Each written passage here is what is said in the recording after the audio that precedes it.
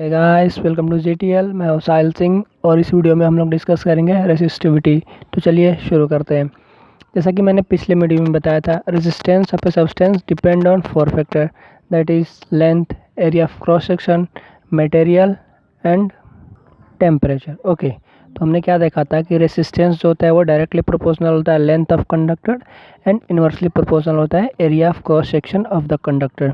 तो हमने क्या लिखा है, resistance is directly proportional to L by A. Okay, अब हमको पता है कि जब हम किसी भी प्रोपोर्शनलिटी को हटाते हैं तो एक कांस्टेंट लगाते हैं। वहाँ पे हमने कांस्टेंट लिया है रो, जिसको हम लोग बोलेंगे रेसिस्टिविटी। ओके, तो हमारा इक्वेशन क्या बन गया, R equals to rho into L by A, जिसको हमने माना है इक्वेशन फर्स्ट।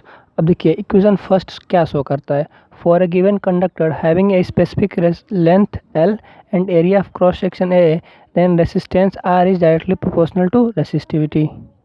किसी भी कंडक्टर के लिए जिसका लेंथ क्या हो, L हो, और क्रॉस सेक्शन एरिया A हो, तो रेसिस्टेंस डायरेक्टली प्रोपोर्शनल किससे होगा, रेसिस्टिविटी के। और अगर हम लोग रीअरेंज करके रेसिस्टिविटी का टर्म में लिखेंगे तो rho is equal to R into A by L, where R is resistance of the conductor, A is area of cross section of the conductor and L is the length of the conductor. Okay, and one note point is that resistivity is also known as specific resistance.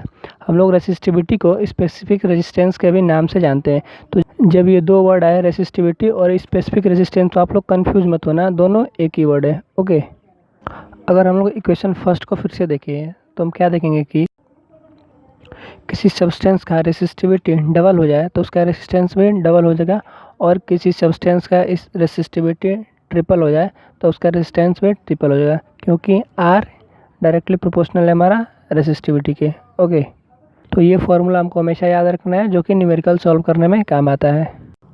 The resistivity of a substance is numerically equal to the resistance of a rod of that substance which is 1 metre long and 1 square metre in the cross section area.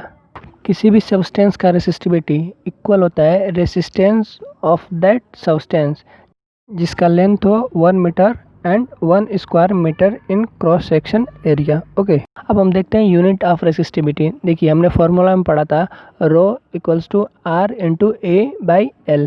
तो resistance का unit क्या होता है, ohm, area metre square and length metre. So ohm into metre square by metre, तो क्या हो जाएगा, ओम metre. Okay, तो हमारा एसआई यूनिट ऑफ रेसिस्टिविटी क्या हो गया, ओम मीटर।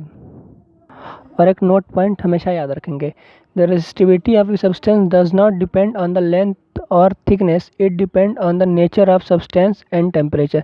देखिए हमने रेसिस्टेंस में पढ़ा था कि वो 4 चीज़ों पे डिपेंड करता है, जिसमें लेंथ और थिकनेस भी था।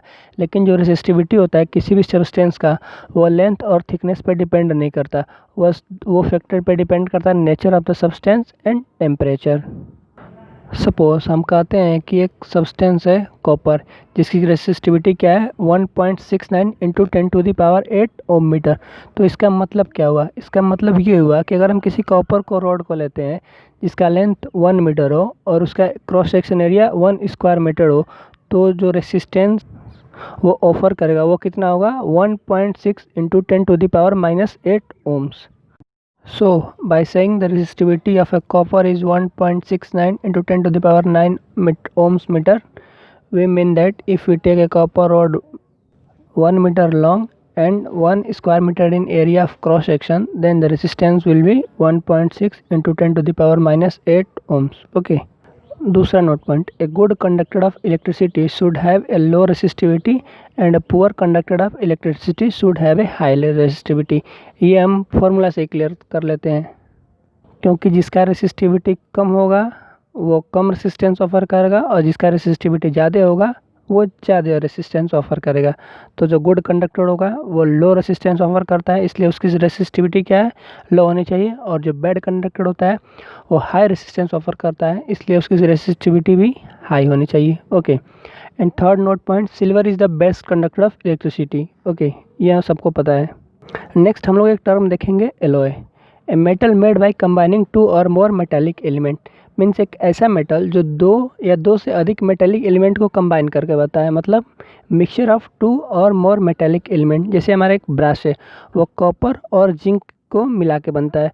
तो कॉपर और जिंक के मिल बना के बनता है हमारा ब्रास। तो वो क्या है, एलॉय है जो कॉपर और जिंक से बना है। और एलॉय की एक खास बात होती है, the resistivity of alloy are much more higher then those of metal from which they are made. Suppose जो हमारा ब्रास था वो कॉपर और जिंक से बना था, लेकिन उसकी रेसिस्टिविटी होगी वो ज़्यादा होगी कॉपर और जिंक दोनों से। ओके, एग्जाम्पल में हमने लिया है the resistivity of manganin which is alloy of copper, manganese and nickel which is about 25 time higher than that of copper. एक मैग्नीन क्या हमारा एलॉय है जो कॉपर, मैग्नीज और निकिल से बना है, जिसकी रेसिस्टिविटी 25 टाइम ज़्यादा है किससे, कॉपर से। तो इसीलिए हीटिंग एलिमेंट्स जो भी होते हैं हमारे, इलेक्ट्रिक आयरन हो गया, टोस्टर हो गया, वो बने होते हैं एलॉय के रेदर देन प्योर मेटल। इसके पीछे दो रीज़न है। Reason first, N alloy has a high resistivity that of pure metal. ये हमने बताया है अभी कि रेसिस्टिविटी एलॉय की क्या होती है, वो ज़्यादा होती है। And second and very important point, and alloy does not undergo oxidation और burn easily even at high temperature.